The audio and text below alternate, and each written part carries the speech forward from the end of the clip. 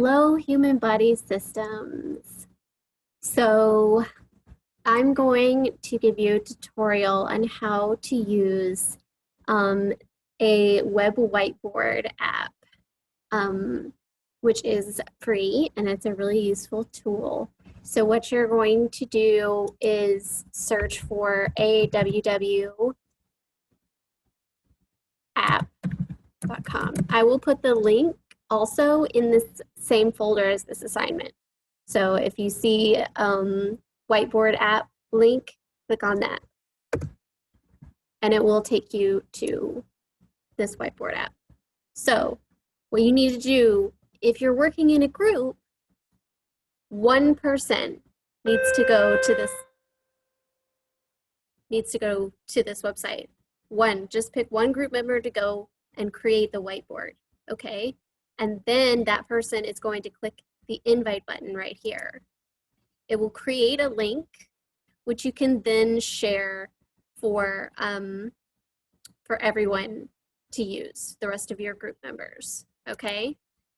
And then now everybody can collaborate.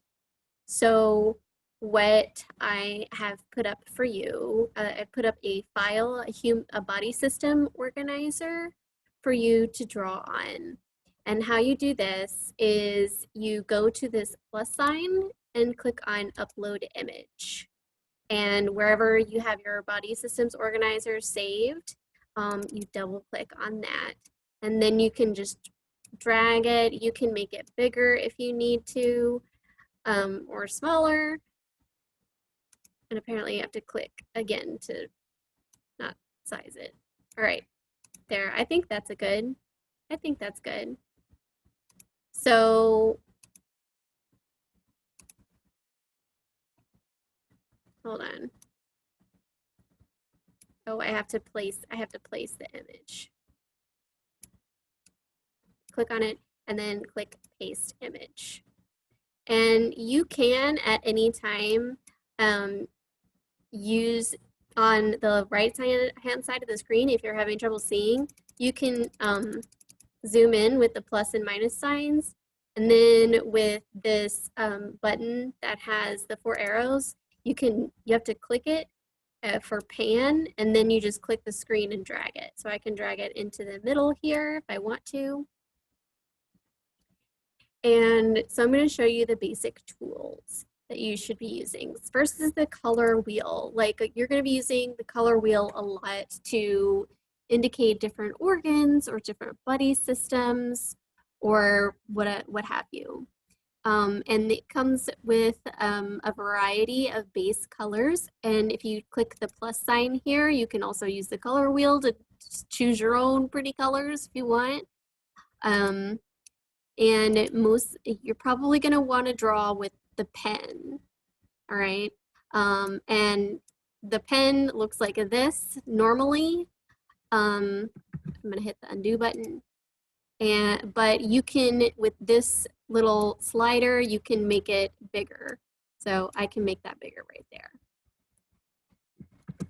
You will also probably be using the line arrows. So you want to, say that you want to label something. You have, let's do text box first. So the text box is the one with the 2 letters on it. So I'm going to type something in the text box. So I'm going to say heart. Okay, and I can change the color. The color wheel will not change the color of your text. Okay, it will only change the color of your pen and your arrows. So I'm going to change the color to red because I want hearts are red. Why not? Then I'm going to click back to the arrows. So at any point, if you're using the pen, this button is going to be a pen. If you're using the marker, it's going to be a marker. If you're using the line, if your arrow, it's going to be a line. If you're using the line tool, it's going to look like lines, etc. So we're going to go back to the arrows, and I am going to, you start at the label and you drag it to point and where you end is where the arrow is going to be. So I am going to go back to my pen and I'm just gonna draw a heart. I'm not gonna draw a real heart. That's too time consuming. I can, but I don't want to. All right, and then another thing is the eraser. So maybe I don't like my heart, so I can erase it. But be careful because it will erase part of your image too. And also the arrows and any text that you have. And there's also an undo button, which is this curved to the left button. And then if it's the first time you've undone something, if you click undone, to the right, there will be a redo button that curves to the right. There's also shapes. So I can, let's say, the color, the paint color will also determine the color of your shapes, of the outline of your shapes and the fill color. So it won't change, like you can't have separate outlines and fill color. So I'm gonna choose an ellipsis or a circle, and I'm going to draw a circle around my heart because I wanna highlight it, right? Or I can, you know, choose a filled in and I can censor my body system if I wanted to. So that is pretty much the grand tour, but there's a, well, I guess select, you can obviously select something and drag it around if you misplaced it. You can select the arrows and drag them around, the ellipses, drag it around. I mean, like, so you can just click select and then just click on whatever you want to move around. There's also post-it notes.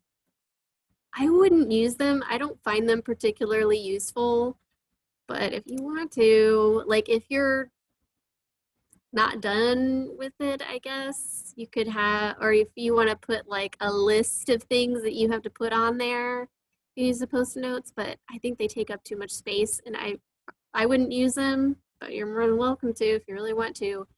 The cherry on the top of this cake is that there is a chat box in the lower right corner. You see this message icon, you click on it and you can chat with each other. So even if you are on, one person's on site and the other person is at home, you can still do this work together. And you can, with the person icon that's right next to the chat button icon, you can see who's online and who's editing. All right, so that pretty much concludes my tutorial for a web whiteboard app. I think this is pretty cool.